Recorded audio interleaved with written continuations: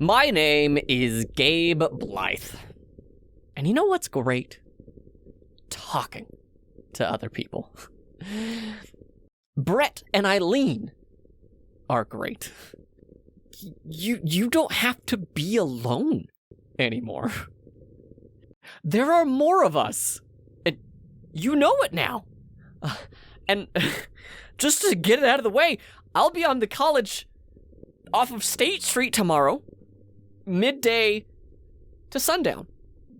Maybe I'll even be able to convince Brett or Eileen to come with me. Brett, super cool, actually. Even though he strikes you as someone who is more concerned about his muscle mass than anything else, we had a fantastic and long conversation about philosophy. Turns out, he can read it without going into the deep end of his own thoughts. Felt a little tact in that moment, not gonna lie. Not that I'm proud of my own responses to it.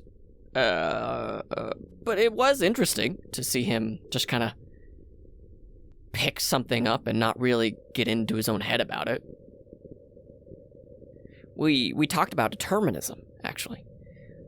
The concept that we don't have a true control over ourselves or anything, really, that all human action has been determined long ago. And we are just reacting to what has happened before us that someone else was also reacting to.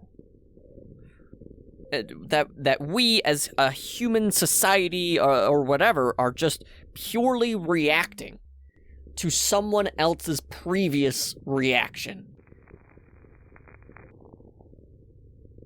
Point is that we're not actually responsible for our actions. Which I don't know if I agree with. Isn't that like how we signify our true individualism? Right? Like the idea of how we react to external stimuli and how we overcome that defines us. Right? Like there's this constant argument of nature versus nurture and how those things can change a lot about a person. Like there's the story of the two siblings or twins, and one of them grows up to be a doctor and the other grows up to be the kingpin kind of trope, the nature versus nurture.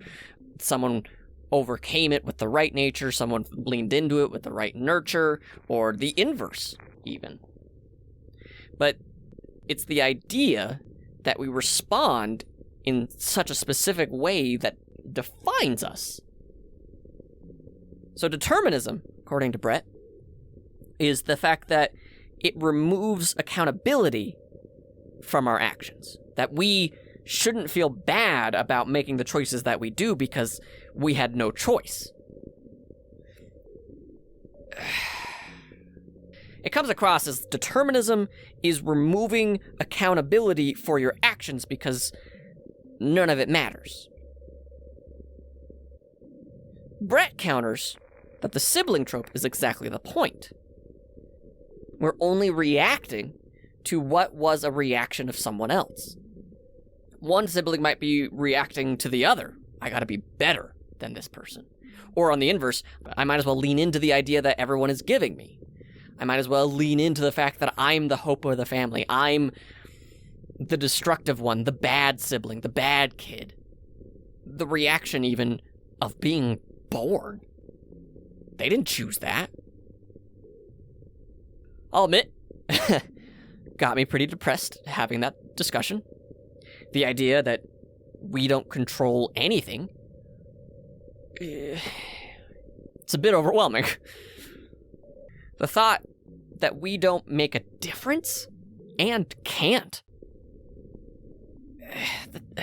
that's rough. We all want to leave our mark, don't we? Brett, on the other hand, finds it relieving. He said, It's a lot like destiny. He started speaking the language that he knew I would understand, and he started making references to literature. And he talked about how most heroes in a novel have their destiny, and they're unable to move beyond it or change it because of two things. One, destiny is always steadfast. And two, the writer won't allow it. So in the end, he said, God won't allow you to change his divine plan. Now, if I was more religious, I could appreciate that. Regardless, I found it kind of comforting. The idea we are here for a reason. It might be a minute reason, but still, we have the opportunity to cause a butterfly effect. Yeah. It was an interesting conversation. Maybe you can meet Brett. He knows a lot of interesting stuff. And doesn't judge a book by its cover. Eileen, on the other hand, is on a whole nother level. She's constantly scanning the horizon, right? Super prepared. Like Sarah Connor kind of prepared. Constantly coming up with plans for escape. If X happens, then jump out the window. If Y happens, then kick that person out of the way and act as a barrier for others to get to safety. Royal Navy kind of training, I guess. She told me that she knew I wasn't a threat the moment she saw me. She said that my body language was the biggest sign, but also she was able to see my hands were pretty clean, meaning I wasn't doing a lot of labor. I guess to her that means I wasn't showing signs that I made any actual traps, or I wasn't the one to make them. She's fascinating. It would probably be a good word for it. I'm constantly asking her about her time in the Royal Navy, and she says she'll answer them once she's a little more settled. But I don't know what settled means in this context. I mean, I gave him a nice apartment. It's safe, and there's plenty of food. Oh, speaking of, I need to go on another food run. Maybe stop in some homes. If there's one good thing about the weird religious bubble that Utah is that they were just like super ready for doomsday. Too bad they never had a chance to use any of this. So there's a ton of canned foods in basements and buckets and barrels of honey and wheat. So just have to find a very devout home and go into their unfinished basement and pull out the storage. It's so much better than an MRE. You gotta believe me. That was another thing I asked Eileen, actually. If she ate a lot of them. She told me that on the ship she served on, the HMS Defy, they had a fully stocked kitchen. No need to eat an MRE, I guess, which sounds great. She also said it's more of a comfort and nutrients boost than anything else, the MRE. She said when you're out on your own and you haven't had a chance to go back to base, warm food will boost your confidence and your state of mind.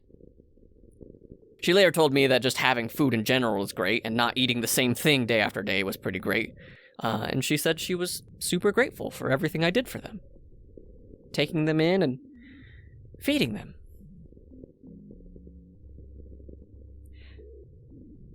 I guess I feel a little guilty.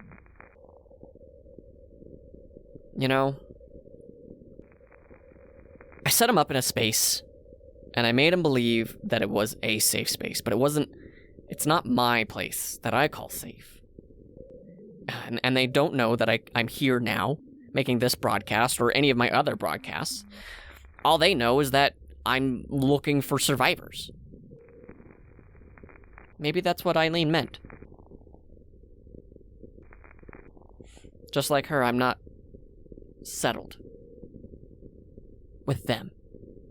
They are super nice, but when am I allowed to trust them? Trust them fully?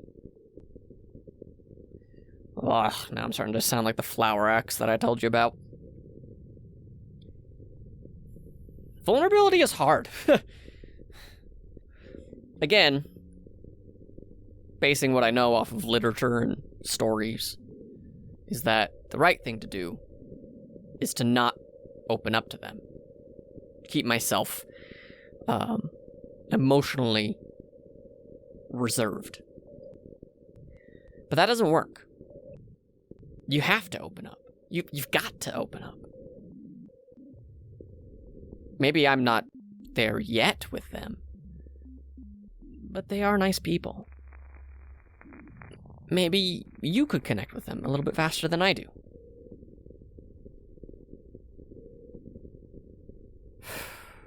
Man. Isolation really did a number on us, didn't it? I feel like I need to lock up a lot of my feelings. Normally I'm so open. I mean, you've heard me. But you and I, we've been in this for a lot longer, I guess. When you get here, we can talk about that. Or will I even know it's you? This is a very one-sided relationship we have. Brett would be good to say something like this and then smile and say, "No, I can't do anything about it," and move on with his day. Kings and country, I envy that. All right. Rambled enough. Tomorrow, I'll be on the college campus. Midday to sundown. Come meet me. And Gabe and Eileen. You aren't alone. And you don't have to be. But good luck out there.